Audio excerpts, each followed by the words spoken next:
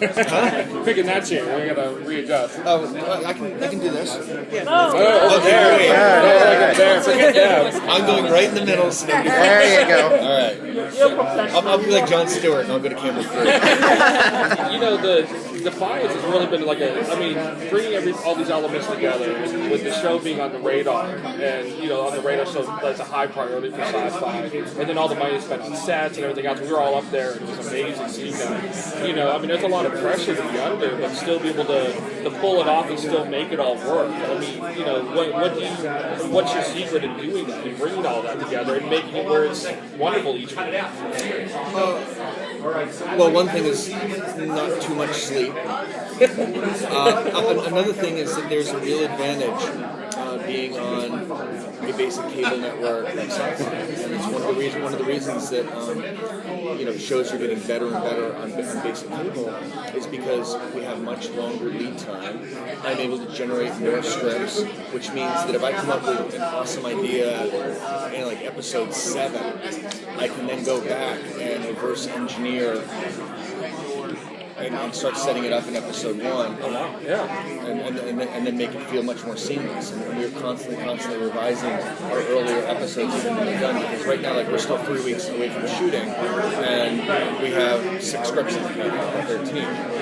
So by the time we actually start shooting, we probably have 7, maybe a good idea of 8. So if we get a great idea for 8, we'll be able to do it. And even if we finish because of that long lead time, like the end of the pilot, for example, like that creepy scene with Nikki and Mr. Birch in the subway car, we actually shot that the same week that we wrapped the finale. And we went back and dropped it in because I knew where the finale was going. So we threw away the original scene and we shot a whole new scene. They basically set everything up with the Kaziri and the leap and everything. So that wasn't part of the original pilot, that thought? There was a similar. We had a rudimentary version of that idea, but we learned more as we went along. Oh, I see. So you just kind of went back. Yeah, so we went back and sort of platformed that. So you don't get that on a broadcast network the way that you do on Sci-Fi. And I think that really helps you plan, because you can do anything with enough time. And you can do a show like this is not a terribly, believe it or not, it's not a terribly expensive show. It's very, very well organized, and there's zero fat anywhere. So how does the collaboration with the video game, what does that look like? That's constant. We've actually this year I've mentioned before in press Brian Alexander, our mythology coordinator. His job used to be that he would coordinate all of our scripts and make sure that all the revisions would happen and the alien languages went in. He's no longer doing that. We hired someone else just to do that part of his job, and now he's focused full time on Tryon, because I think kind of looking at ourselves is, I think the crossovers could have been more meaningful in first season. I think we want the storylines to intersect and dovetail better than they did first season. So we've really put resources into trying to help that happen between the show and Tryon. So but it's still, Brian has a full-time job doing nothing but keeping our mythology current and making sure that all the crossovers feel good and awesome and satisfying. How does the fan input play into it? Do you listen to what they're saying when you're doing these next scripts? I'm interested in fan input. There's always a danger with that, because sometimes fans because they love the characters, they don't want bad things to happen to the characters. So you want to have it's like West Side Story is not as good if Tony and Maria end up together at the end. But would you root for Tony to die? No. Nobody wants that. So that's it. Sometimes it's our job as the writers and the directors and the producers to make the hard, ugly decisions that the fans don't necessarily want to make for themselves, but they want to enjoy the vicariously. Is it, you're saying that you have someone dedicated to upkeeping mythology and crossing it over more meaningfully between the game and so is it more enjoyable to be able to really delve into a world that you generally only get 13 hours with? Is that something that you... Well, I think what's let me answer from my standpoint, is we have so much mythological material that we have not yet shared with the world.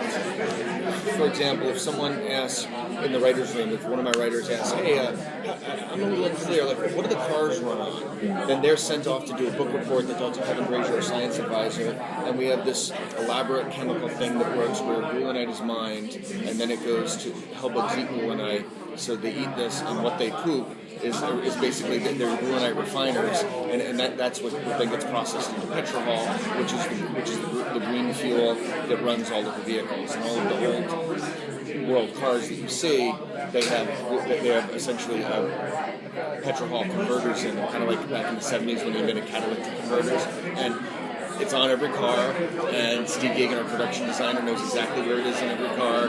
You may not be looking for it, but it's there.